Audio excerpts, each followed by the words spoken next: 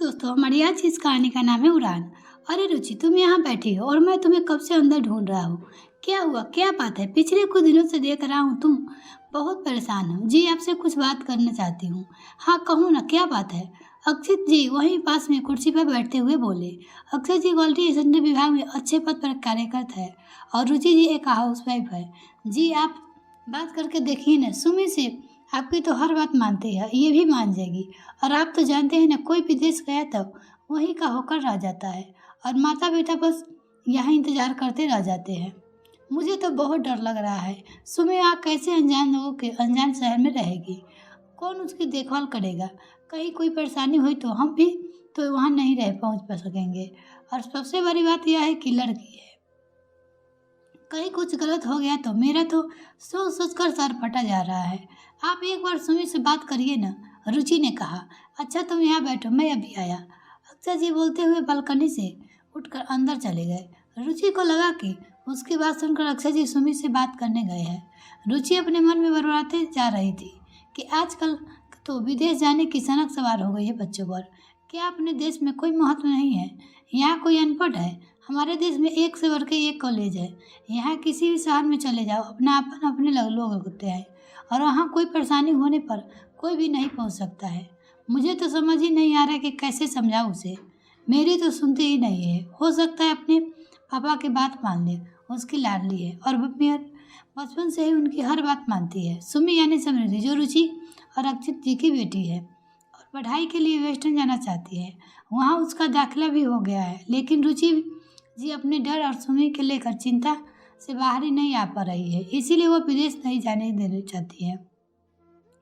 जन्म से लेकर आज तक सुमी हमेशा अपने पास ही रही है, इसीलिए अचानक से इतनी दूर जाने से सुमी का निर्णय से परेशान हो गई। सुमी ने उनकी इकलौती संतान थी, इसीलिए इस बात पर चिंता है कि उसके जाने के बाद वो अकेले हो जाएगी। अक्षय जी तो हर अपने ऑफिस के काम में व्यस्त रहते हैं। ये लोग गर्मा गर्म चाय और जलेबी, समोसे और चाय, अक्षय जी ने कुर्सी पर बैठते हुए कहा, जो रुचि से को इतना परेशान होते हुए देखकर चाय बना लाए थे। आप ये चाय बनाने गए थे? मुझे तो लगा है कि आप सुमी से बात करने गए हैं। रुचि उन्हें हैरानी से देखने लगी। अरे, मैं वॉक से लौट रहा हूँ तो रास्ते में गर्मा गर्म जलेबी और समोसे दिख गए तो लेते आया। सोचा साथ में बैठकर आराम से गर्मा गर्म चाय और साथ में आनंद लिया जाए। अक्षय जी मुस्कुराते हुए बोले, आपको ये जलेबी और समोसे चाय की पड़ी है? यहाँ बेटी की चिंता जान निकाली जा रही है। रुचि जी गुस्से से बोली, तुम तो बेवजह परेशान हो रही हो। सुमी अब कोई छोटी बच्ची नहीं है जिसके पीछे पीछे हम घूमते रहेंगे। और कितने में से कोई ऐसा कौन सा मिलता है जैसे सुमिका को मिल रहा है। तुम्हें तो अपनी बेटी पर गर्व होना चाहिए, उसे आगे बढ़ने के लिए हिम्मत देनी चाहिए। और तुम हो कि रोना धोना लेकर बैठ गई हो। आप तो कुछ समझते ही नहीं है, रुचि ने रोते हुए कहा।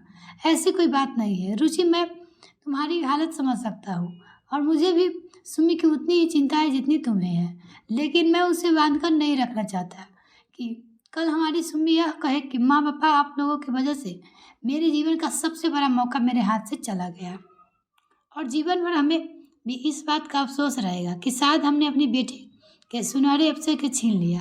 अक्सर ही रुचि को समझाने की कोशिश कर रहे थे, लेकिन रुचि कुछ सुनने का समझने की तैयारी नहीं थी। वो तो बस एक ही बात पर अड़ी थी कि वो सुमी को वहाँ नहीं जाने देगी। अक्षय जी समझाने में नहीं आ रहा था कि रुचि को कैसे समझाए। तुमने कभी चिड़िया को देखा है? रुचि को अपना घोंसला कैसे दिन रात मेहनत करके बनाती है और एक दिन उस घोंसले में उसके सपने के रूप में छोटे छोटे बच्चे होते हैं जो खुद भूखी रहती है, लेकिन सारे दिन अपनी छोटी सी चोंच में दाने भर लाती है और बच्चों को खिलाती है, उनको पंखों की ताकत देती है, उन्हें उड़ना सिखाती है ताकि वो खुले आसमान में उड़ सके।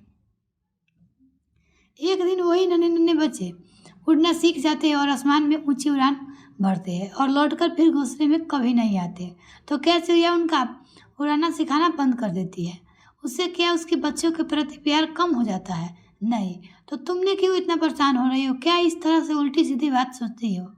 इस तरह अपनी सुमी को भी दुखी आसमान में उभरने दो, यह सुंदर दुनिया देखने दो, अपना सही गलत खुद सोचने दो, अपनी नई दुनिया बनाने दो। हम अपने मुंह में इतने अंधे हो जाए कि बच्चों को उनका अधिकार ही छीन ले। अपने लिए फैसला लेने का अधिकार तो सबको है। रुचि, सुमी को क्यों नहीं?